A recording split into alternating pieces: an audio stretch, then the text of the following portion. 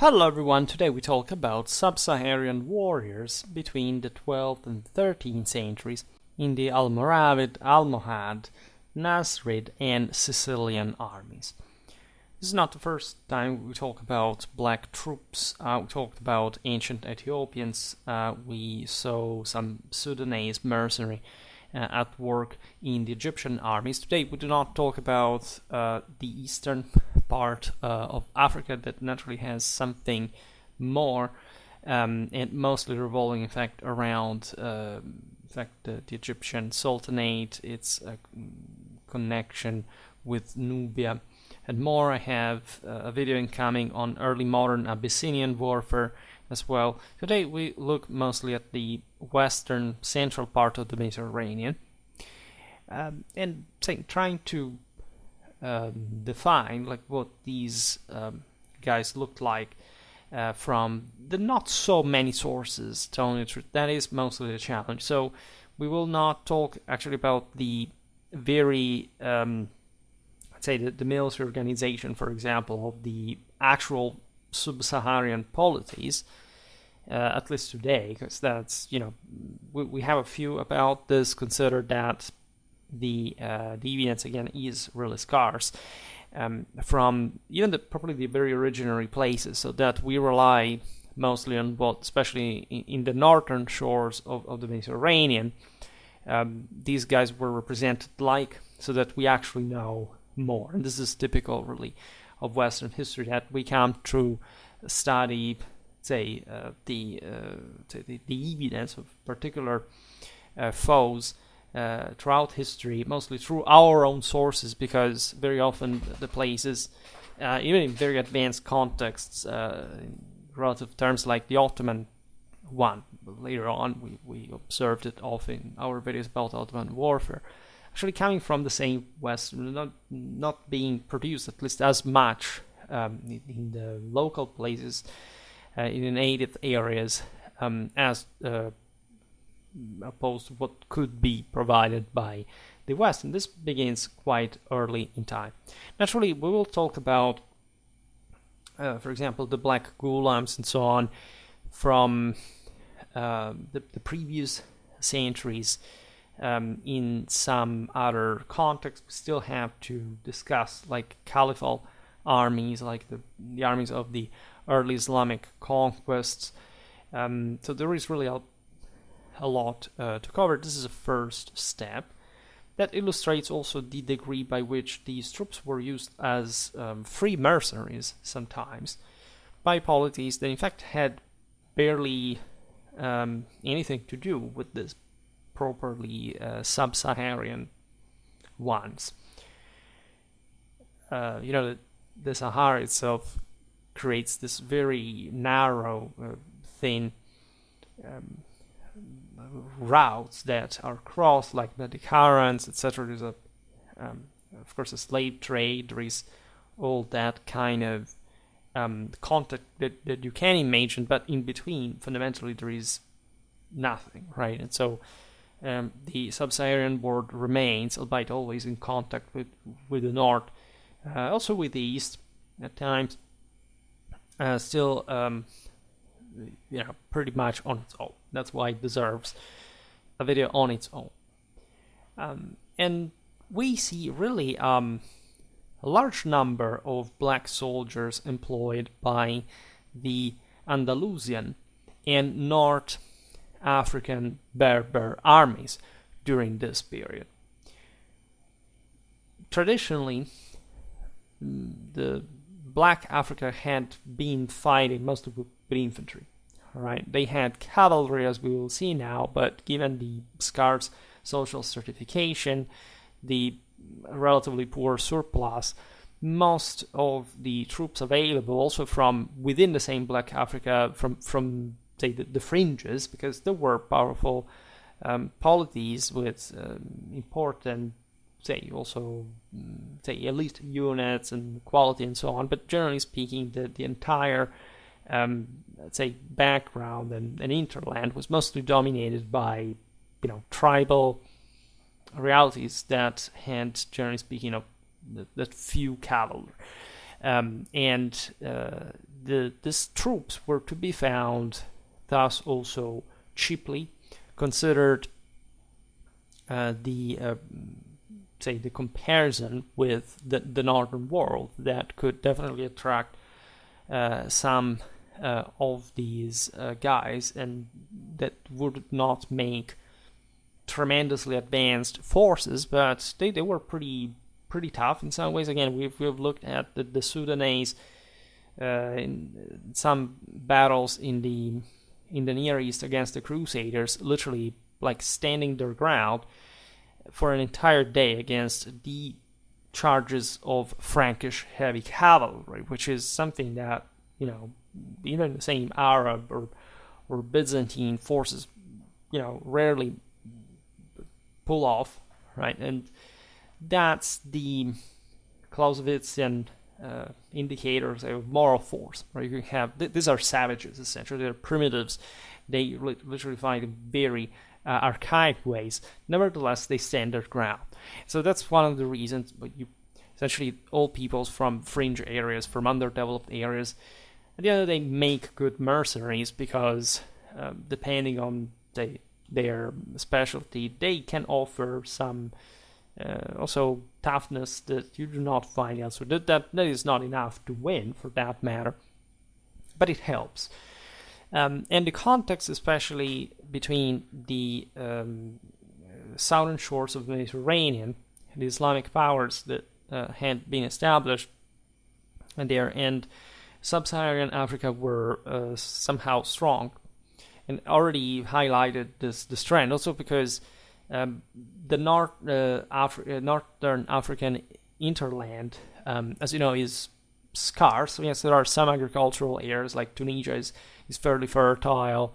There are some fertile, of course, areas also in the Algerian or Moroccan hinterland, but demographically speaking, these are nothing in comparison to the northern shores of the Mediterranean. So manpower was at a point of concern, and that's why some troops had to be imported from the south. So when there are, as we'll see now, different sources that we can't even cover in full detail about these black soldiers, but that all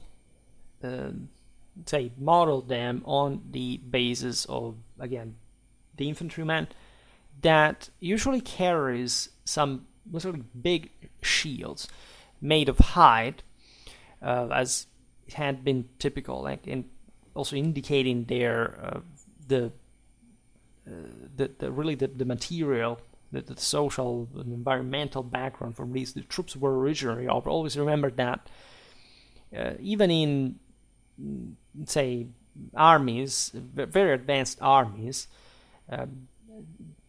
that can afford better armament, even to their mercenaries coming from elsewhere, the latter will not necessarily adapt to the weapons that you give. I mean, they can use them, but if as a unit they're habituated to fight in a certain way, they will also stick to something more primitive, right? Maybe a part of them will adopt some even heavier weapon, whatever, but most of them will keep fighting the native way, because the internal coherence of a unit, how it works in combat, etc., are things that you cannot change with technology, right? If anything, that adapts to the needs of those units. Naturally, most of these troops were spearmen as well, the most vanilla type of troops. Their spears are described as broad-bladed, stabbing ones. Of course, that's what a spear does, but the broad blade connected also with the enormous hide shields. That weren't enormous because they were particularly heavy, rather they were particularly extended, covering, suggests that these guys' warfare had developed in a...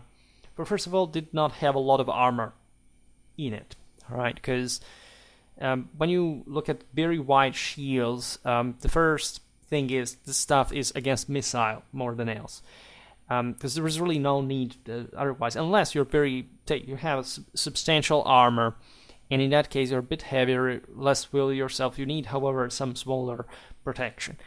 The same broad blade is designed to create this massive, horrendous gaps, like in the flesh, this is how violently these guys normally go, because there wasn't much armor anyway to protect their flesh, right? For obvious reasons, they were poor. They didn't have much armor. We'll talk about, however, what kind they would preferably use. As you understand, mostly something patterned, right? Other black troops are described in this context as being archers, particularly under the Almoravids. There is in particular a terracotta figurine from Mali, dated to, actually could be from this period, but say 13th century, but also in the latter end as late as the 15th. Relatively recent archaeological studies, especially from areas like Mali and the area of Chad as well, the one of the Soninka Kagoro culture, right, that actually spanned in this evidence also of difficult dating, right, across like the 13th up to the respectively the 15th or even the 17th century, shows that not much changed in the local warfare. There are interesting finds showing us, for example, what seems to be battered helmets of Islamic origin, wickerwork quivers that would have been worn on the archer's back, large bows similar to those used in ancient Egypt, and that, as we've seen, were used by the Ethiopians back in the day as well. The Sudanese infantrymen in Fatimid Ayyubid service had these veritable longbows next to the spearmen. So there is some archery culture there that is also to appreciate in this more western part of Africa, at least what these guys would go, because of course human mobility is always overlooked. These black troops were described at times also as slingers. Of course, they would have all type of troops, but mostly, yes, it's this infantryman with some missile forces of support, and as we'll see now, also, of course, mounted troops. Slingers would be fairly accurate with their clay pellets, even at considerable distances. That's interesting as well, because the sling is mostly like an anti-armor weapon, and so of course you do find troops like these also against heavier targets, as they would come to be employed against them in the north. At the Battle of Sagrayas, we are at the end of the 11th century in Spain. Ibn Teshufin had in his army a black guard of 4,000 warriors armed with light Indian swords. There's nothing strange about that. Historically, the Caliphate of Cordoba had important connections with the Middle East and beyond, like we have in Spain. Also in the following centuries, and we described this also for the videos about the Christian forces, like influences that are undeniably going as far as the Middle East, Central Asia, even India.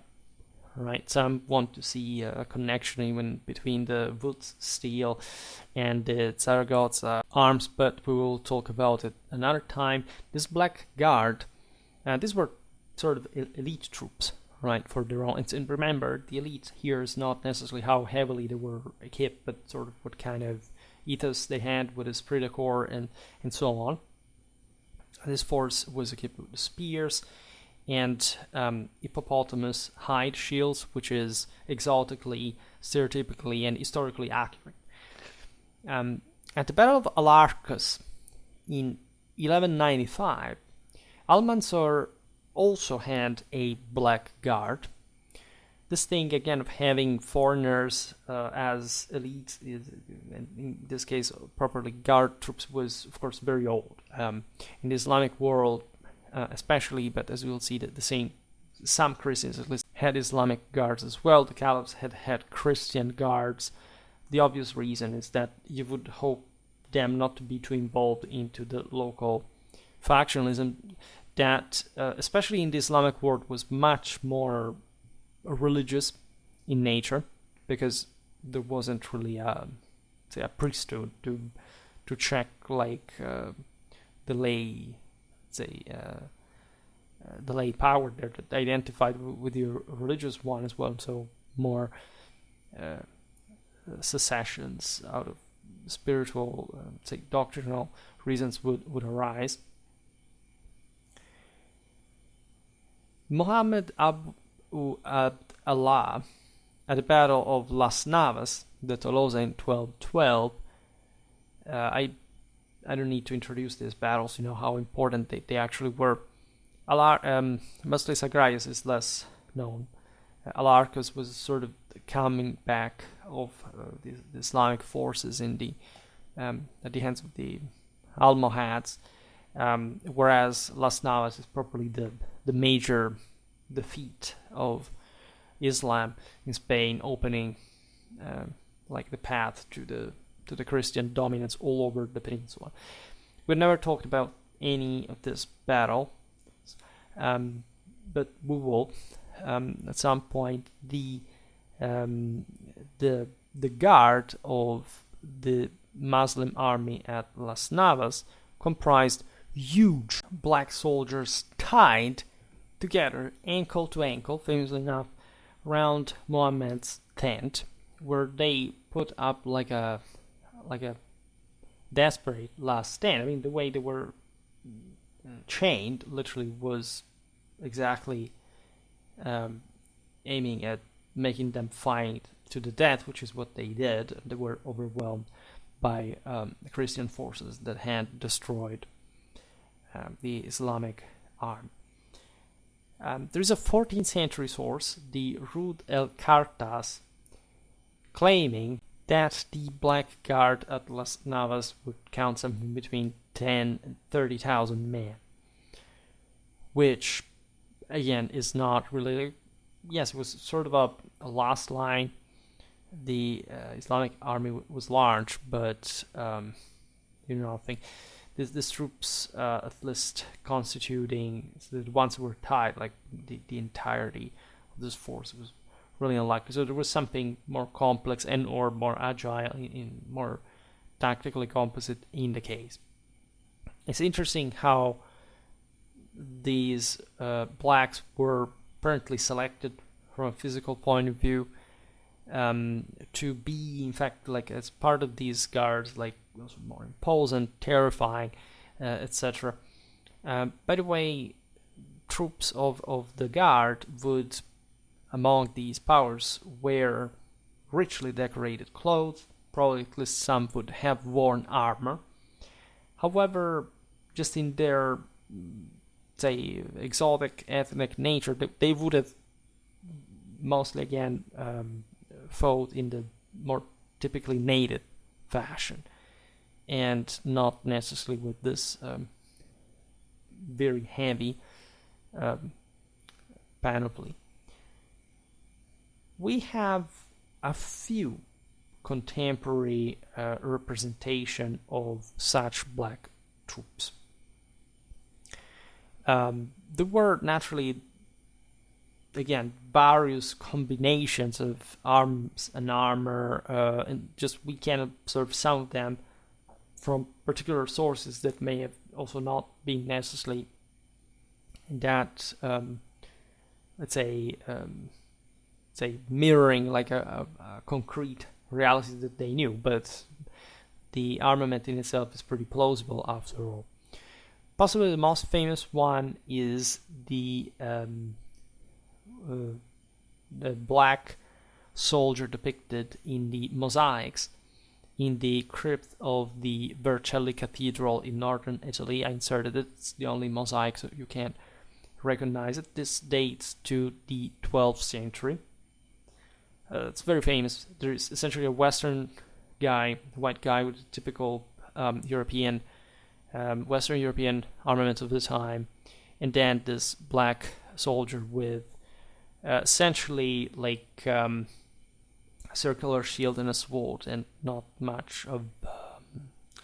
Also, the white guy doesn't have an armor technically, but they're meant to be some sort of opposites. Also, with the bichrome mosaic style, like you have this black and white contrast. We have a similar soldier depicted in the Monreale Cathedral in Sicily. Here we are around the 80s of the 12th century.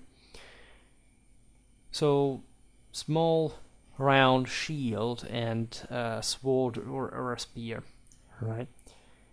This would be the most common equipment. Also, the way it's depicted in, say, the Vercelli mosaic is sort of more archetypal, whereas the Monreale one would be a bit more accurate, probably, as far as the African soldiers to be found among the Muslims of Sicily that were still present even after the Norman conquest, and that they were in fact used a bit in that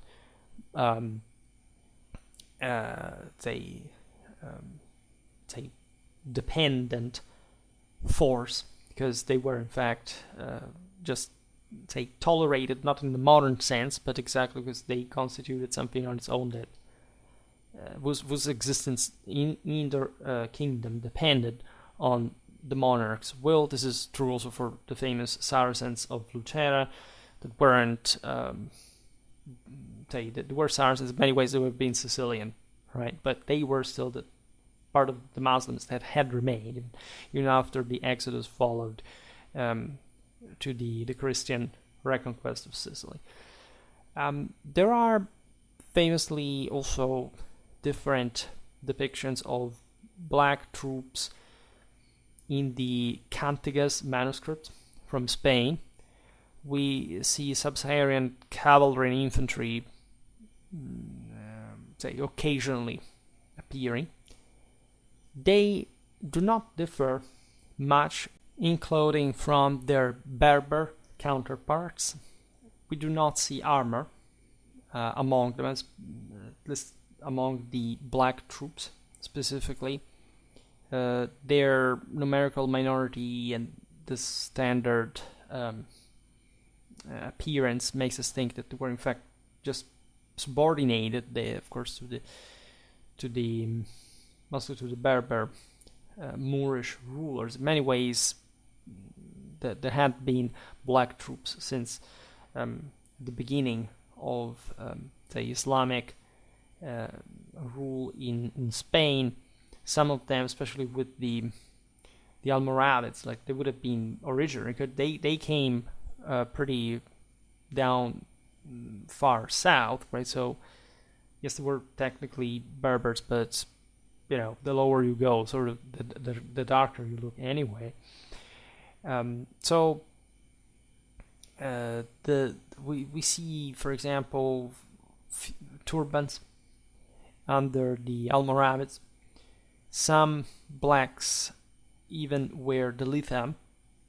The litham is essentially the characteristic veiled turban, so much so that the Almoravids that were used to wear it were known also as mulathamun, which means veil wearers or muffled ones.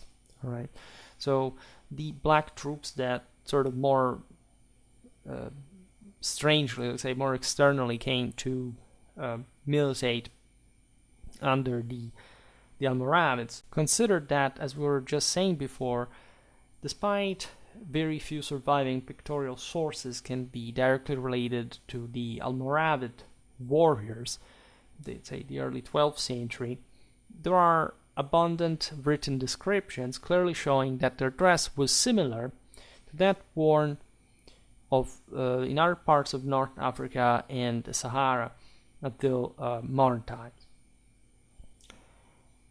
The more trafficked western coast of Africa would have favored also the more continuous blending, let's say, racially between the Berbers and the one of the Sub-Saharians. Consider that even the forms of the Almoravid weaponry seem to have survived in isolated part south of the Sahara, such as Sudan, and the most characteristic feature is, as we were saying before, the litham. Were we to briefly glance at the Sub-Saharan armies recruitment, who were these people, right, and how would they even think just to go serving abroad? Well, we naturally have a majority of infantry levies, as we've seen. In their native lands, they would fight mainly naked or clothed in skins, as we've seen, with bow or spear and shield, and not really much more, right? Some monarchs, however, had even large numbers of cavalry, and this is also what makes the thing sort of interesting, because there were horsemen, as we will see now, for example, in Sicily, right, properly maintained, so with a connection that went beyond even the Islamic past, right, was something that was being fueled across the Mediterranean, across the Sahara even. We know of Emperor Dunama II, or Bornu, that ruled in the Kanem Bornu, in fact, dominion, essentially around the Lake Chad, to have had as many as 40,000 horsemen, which is kind of unlikely, right? Because those cost too much in such an area.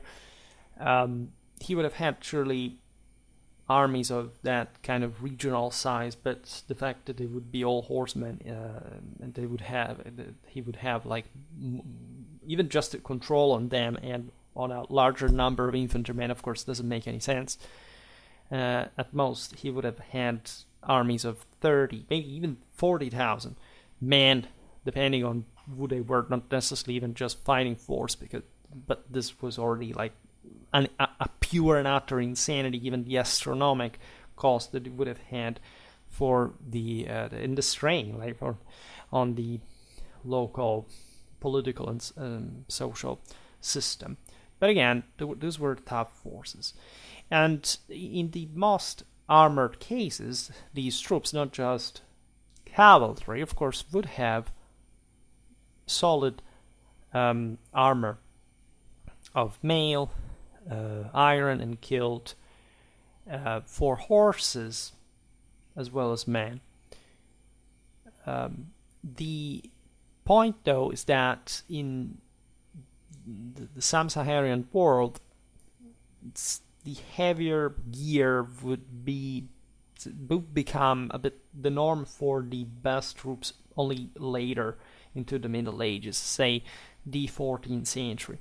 Before, again, it was practically impossible even just to find the means to supply such large amounts of resources by the local monarchs.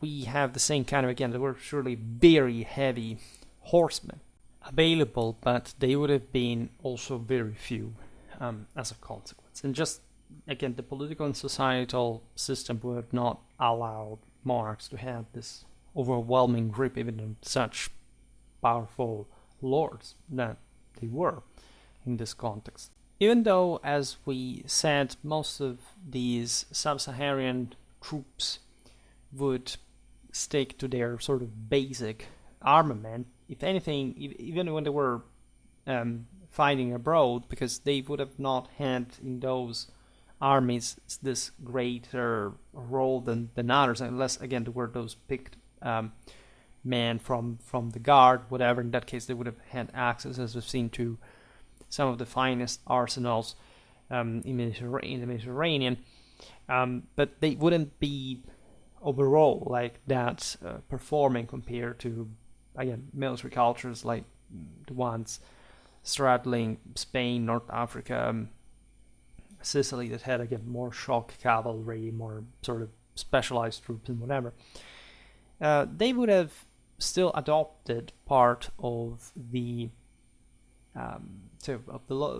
of that local equipment, even as sort of cheaper forces, not just, of course, as elites. There were different types of shields connected, especially with the Berbers, that presumably the Sub-Saharians would have sort of acquired on their own. One is known as Absar. It is 1.5 meters high and something 60 centimeters wide. It's peculiar because it basically has squared, let's say, concave sides, right? A sort of rhomboid shape. That is interesting because it shows naturally the necessity of covering yourself to an important extent, but also not burdening, especially the Berber horsemen more than much. As we've seen, black troops were mostly characterized by these larger shields that were normally oval or something like that. But of course, if you wanted to sort of make a compromise, you could, let's say, take away a bit of surface, let's say, from the edges, like mostly covering just like the torso, the hand, the terminations, but having also more space for the arm just to thrust on the side, etc. We know that the shield, this was actually, I don't know if this was actually the Absar, right? But like just for the type of form, there is one that has that shape, and it was, again, very common among the Berber of North Africa. At least we do not know exactly what the Absar was shaped like. So again, the connection with the name may not be exactly this one. What the characteristic that was attributed to this, however, was the hardness. This was mostly a leather-made shield that could be made, think about the cuir, etc., so hard to turn, as it was said, turning out as if it had been made of the purest steel. Naturally, it's an exaggeration, but never underestimate how cost benefit effective boiled leather really was, especially for armor in places like the Mediterranean that really get very, very hot. You know, it was all an Angevin Tuscan style of cuir that becomes sort of famous also, of course, also for lighter troops. Like, they would have not simply discarded metal armor for that man. And this type of leather armor was cheaper, but still had a cost on its own. The fact that this Absar shield was that tough, like, also fits, generally speaking, an important type of infantry warfare, which not only, of course, but among which, especially considering the height, 1.5 meters, this black troops, as we've seen, were prevalently infantrymen themselves, would have engaged with. In Andalusia, we do not see pictures of this Absar apparently. It was more typical of the Berbers of North Africa. Also, this is a matter of historiographical debate. It's a bit useless now to descend to this because we do not even connect it particularly with the Sub-Saharan forces. What we know, however, is that albeit most Berber infantry were spearmen or archers, just like the black troops, some were armed with javelins and fought also in a light infantry capacity. Well, this is absolutely true also for the Sub-Saharans, right? Hence, also the aforementioned representations of the blacks with smaller shields, which is actually something that in Western art you find associated with the Muslims in general. But again, even that, as we've seen, some of these guys were very light, very unarmored. Like some of them would have just not even necessarily engaged in hand-to-hand combat against more heavily armored opponents, and they would have preferred to act as skirmishers. The reason why, however, like Sub-Saharan warfare was likely presenting less missile forces, at least in this javelin capacity, was likely the scarcity of cavalry. Right. In fact, you didn't need really to get out of the way very fast because more or less the bulk of the forces locally was made up of this native, again, sort of farmers, hunters, whatever. So yes, there could be very good skirmishers among, especially the latter, but still they would have, if they could have put a stand just as heavy infantry, also because there wasn't such much, again, a social certification for which it was big deal of heavier guys that could simply chop through them, right? Naturally, this kind of troops would have had to adapt to a different scenario once they went on fighting for the Almoravids or the Almohads, especially in the north. Speaking of the mentions of black troops among these various powers, starting with the Almoravids that, as you know, ruled from, say, the mid-11th to the century to 1147. This original force, Murabitun, hence Almoravid, meaning the Confederates, started out only with 1,000 men. Their numbers grew as you know, there was all a particular religious motivation and indoctrination, very much connected with also ascetic military practice, and there are parallelisms even with the monastic military orders of the Reconquista and beyond. And there were large numbers of Berbers, of course, joining, and after 1054, also a smaller number of Sub-Saharan tribes, so that by 1084, when they ruled over Morocco, the Almoravids had already had among their ranks black troops, and this would have eventually gone to Spain. Considered naturally that even though the Almoravids would expand towards the richer north, they would keep recruiting Sub-Saharan, more specifically Sudanese soldiers from slaves and prisoners of war, because of course they would launch raids into those territories. These confederacies, in fact, were made up of clans that had all some, different area of settlement, and they would habitually, just by tradition, sustain themselves through raiding, through subjugating other peoples, etc. As we've seen in Islam, there had been a florid tradition of slave soldiery that would have kept going on. And so even if this part of Islam is very blurred, that in 1001 Night, the Maghreb especially is the country of the wizards, of the barely Muslim, right? But imagine in Black Africa, this would have been very superficially converted, and even joining these were veritable jihads, with also overloaded with a particular ethnic, sacred, like imperial character, would have sort of transfigured these warriors would have been given another chance.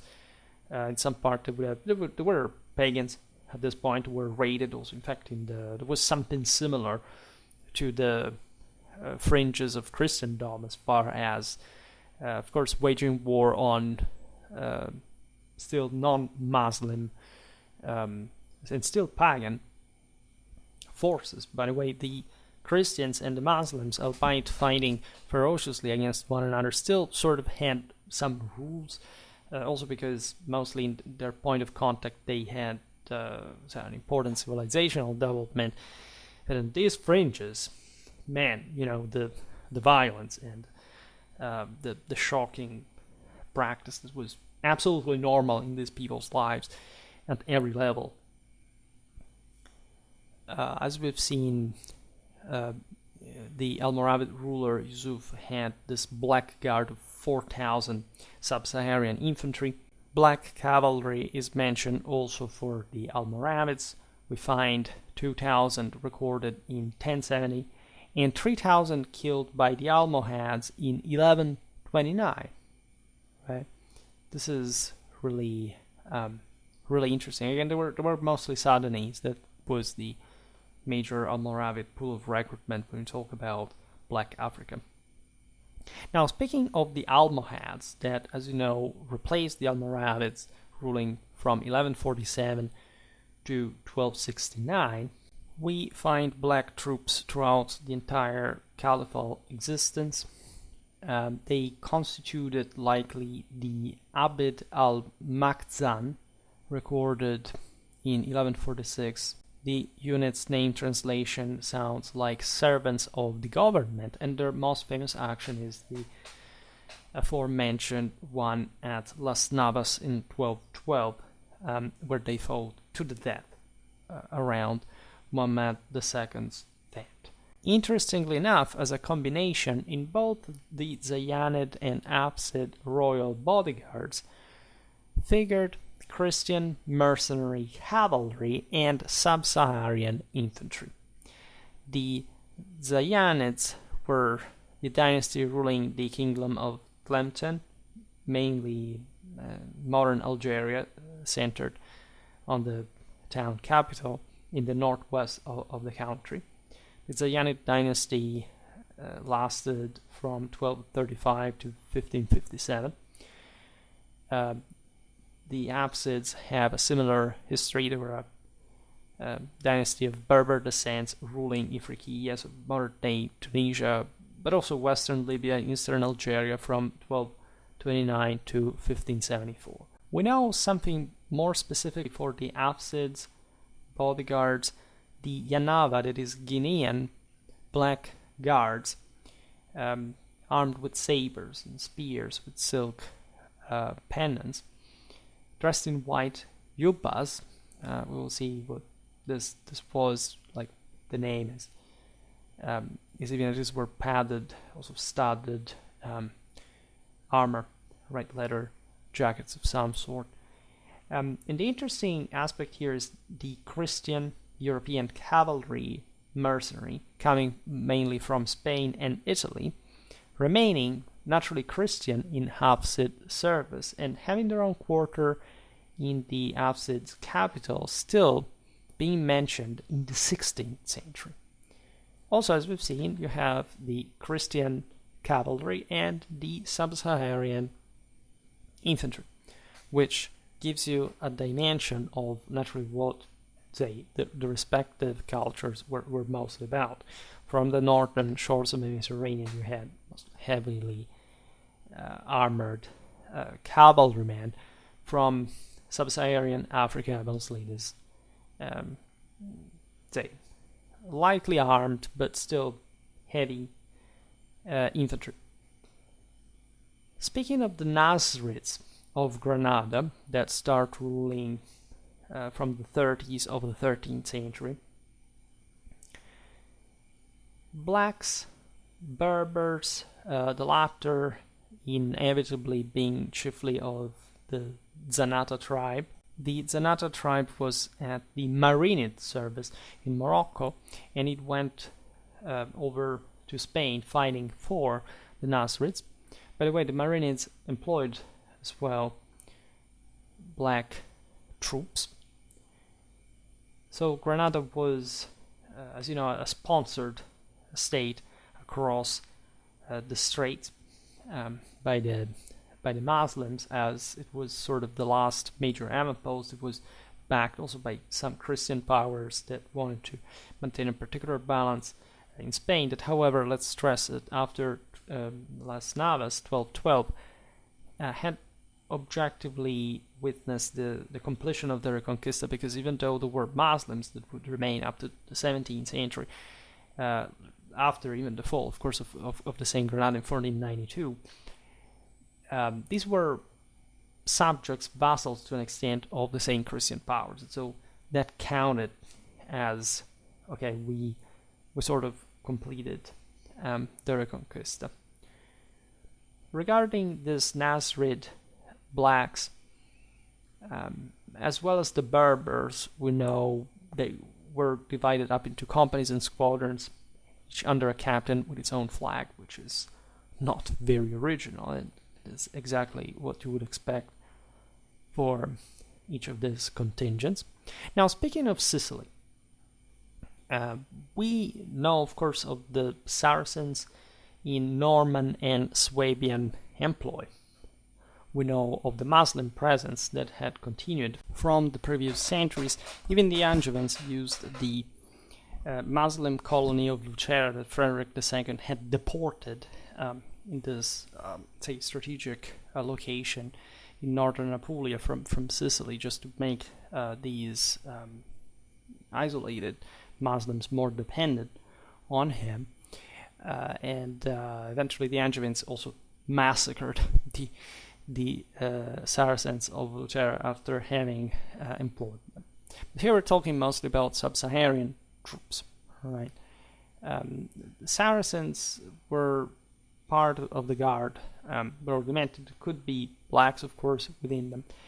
They were attached also to the state treasury, protecting it. The Arab Andalusian traveler and poet Ibn Ubayr wrote that King William II of Sicily's bodyguard comprised a large number of Islamic black slaves, with a captain of the same race. All of them apparently sumptuously dressed and provided with, this is very interesting, agile horses, meaning that these were black horsemen in the bodyguard of a Siculo-Norman monarch, right? And surely, even though we do not know much more about the same forces, we will have to talk much more about the Kingdom of Sicily in general, not just for the Normans. The continuity, of course, with this black presence was surely a thing, was surely normal. As we've seen, like there were these traffics, the Marinids had Sudanese troops. In this case, this would have been purchased slaves, all right. But as you see in this case, provided even with a horse. So that, remember always that sort of Ghulam Mamluk mentality that even the Siculo-Normans at this point would have exploited, at least, to have this faithful, loyal foreign guards, right? There is all a history of black troops, of course, in Sicily from before this period, but we will deal with that, as we were saying at the beginning of the video, with properly, like, videos for other eras. Now we told the story of Alarcos, 1195, the one of Las Navas. In all this case, the minimum black guards counted is several thousand, right? For the latter, as we've seen, possibly even in the tens. But it's likely that this is also a bit of an exaggeration, right? The troops would be treated brutally. I mean, the fact that, again, there were slaves made them, say, more easily just dependent on the same sovereign. In this case, at Las Navas, you have the Islamic camp surrounded by a stockade reinforced with chains, and the black troop properly tied to the ground so that they couldn't flee, and they would in fact put up a stiff fight before being overwhelmed, because they were, again, that savagely, brutally, primitively, traumatically, violently, nightmarishly tough, right? Especially this select body of apparently sort of the biggest ones. Now, speaking of cavalry, and this aspect is very fascinating. We've seen that, especially in Sicily, we find even horsemen of the guard, black horsemen of the guard. We do not, unfortunately, have much further evidence about this. We know actually that in the first half of the 12th century, the fourth ruler of the Almoravid dynasty, Ali ibn Yusuf, was the first of these leaders to, at least to be known, to have trained black cavalry. Doesn't really mean much, because as we've seen, this would have been already present. What the info really tells is that there was some specific unit constituted presumably by in fact black troops only, in the guise of, in fact, slaves, prisoners of war, that in virtue of that status could be considered, as we've seen in which logic, more reliable than other, they're more politically autonomous troops. How would this horseman look like? There is some information comparatively we could use from the Nubian Sudanese troops that had been employed in Egyptian service from, say, the mid-9th to the 11th centuries. We do not, this is a bit before, but as we said, not much would have changed, right? These were properly an elite palace regiment of ghulams that would have been wearing magnificently embroidered abba cloaks, would have had heavily decorated shields, gilded infantry spears. So these were very representative weapons, but that's what they would also fight with in a way. A Nubian aristocratic cavalryman of the time, also the later centuries, would have mostly been protected by kilted armor, including padded trousers, remaining pretty much like the standard. Look at Sub-Saharan Africa, would last for a millennium, and that's why we know, because still in colonial times these guys fought pretty much as they had been, aside from some minor changes, but the introduction of firearms didn't change much in the original weapons that they would use, including armor for that matter.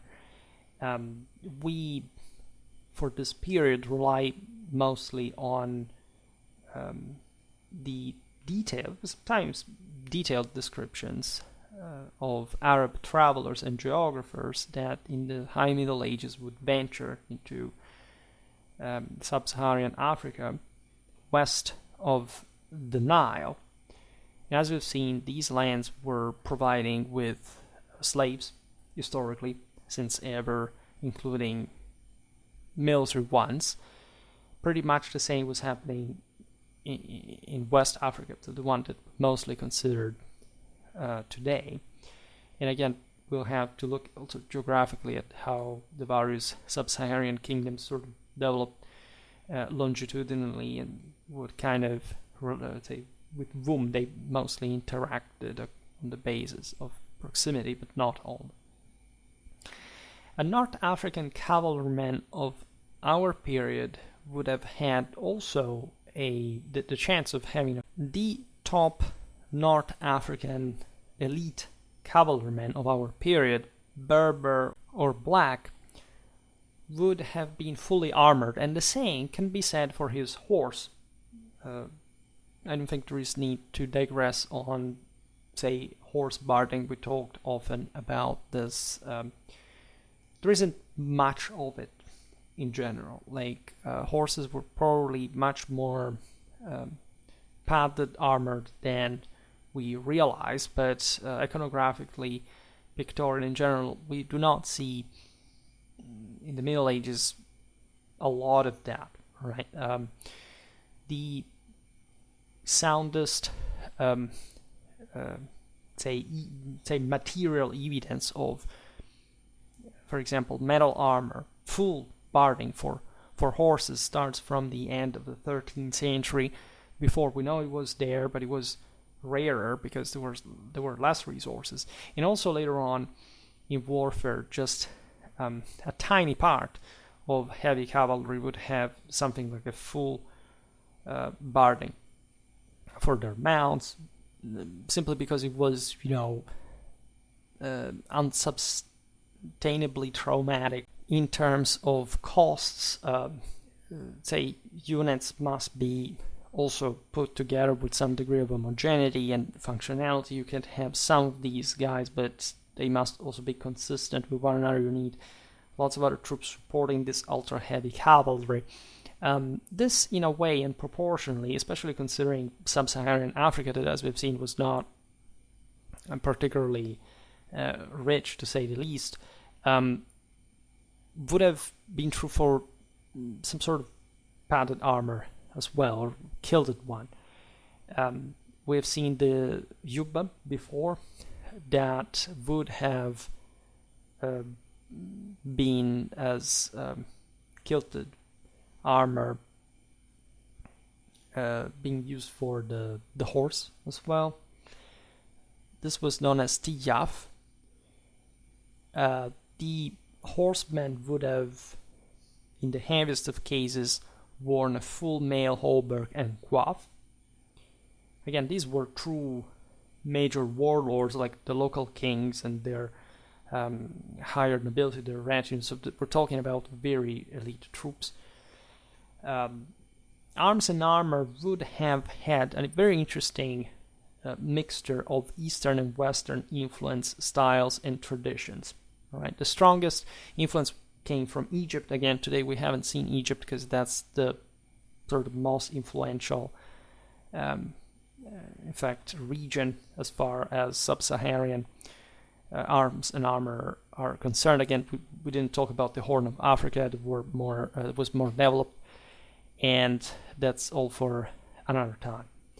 So if we were to look at rather an Almoravid cavalryman from, say, the early 12th century, we've seen some sort of, also more typically, aside, not such a heavy one.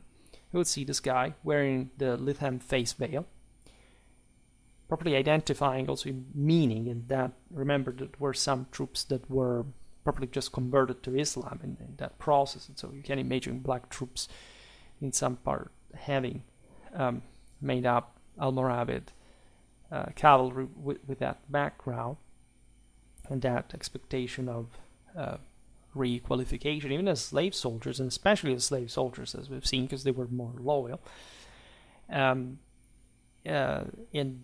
like fully adopted the Almoravid Morabitun military custom.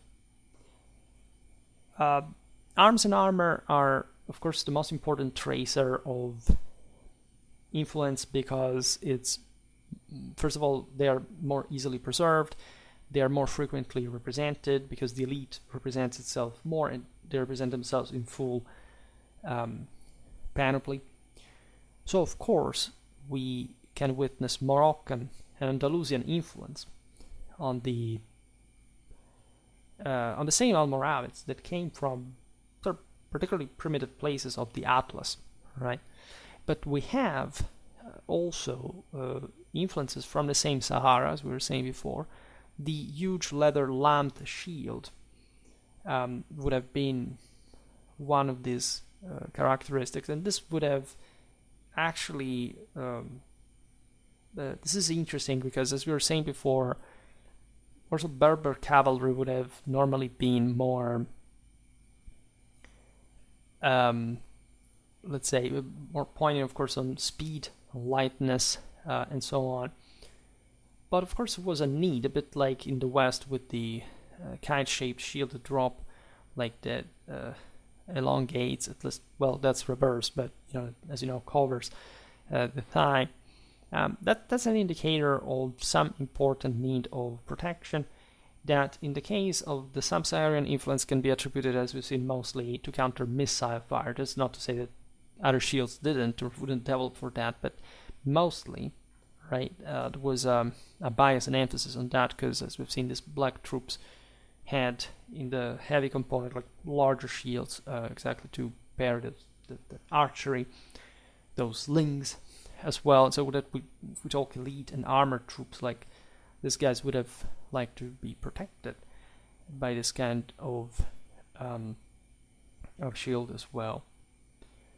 They would have used a long spear, which was useful also as dismounted troops, which was not infrequent at all, because we've seen that there wasn't actually much cavalry proportionally to other areas around. So if we talk especially about black troops, that would have been the case. Armor would have consisted of mostly sheets of felt in this case. It's actually a hypothetical reconstruction, but it sort of makes sense, right? There are some written descriptions, some unclear illustrations, such as, I don't know, the Mozart Psalter of San Millán de Cogolla, or like other, like properly scholarly guesses on how the structure of this armor could really be. So this is how we mostly characterize this type of troops, and we would like actually to know more, because especially as far as the as we've seen, the Sicilian bodyguard, like that's a fairly well documented region, also quite advanced one for the time. By the way, we are going to cover that soon at some point in the especially regional sort of warfare series. What to say? It's really an interesting topic. We have to talk more, of course, about African warfare. The cycle always surprises us, because just in some time we will have a bit of an introduction to the aforementioned regional warfare series about Maghrebine warfare. So talking mostly about those guys on the northern shores of the Mediterranean, rather than the Sub-Saharan world. Consider that, like the Almoravids, well after their conquest of Morocco, would keep like having expeditions in the south as far as Aoudaghost and Kumbisale, right? So we're talking again very dark places, and in all meanings, that would have brought with them, as we've seen, also this there shouldn't be underestimated amount of defeated warriors that were enslaved and brought as guards in places. I don't know, like Cordoba, Badajoz, Lisboa, Sevilla, Granada, and so on. So that they would carry out expeditions up to Zaragoza, by the way. Yeah? So the Balearic Islands, so especially the Iberian Peninsula, witnessed a lot of this, let's say, exoticism, and black troops, as we've seen, were used also in Algeria and Tunisia by the Zayyanids, the Hafsids as well.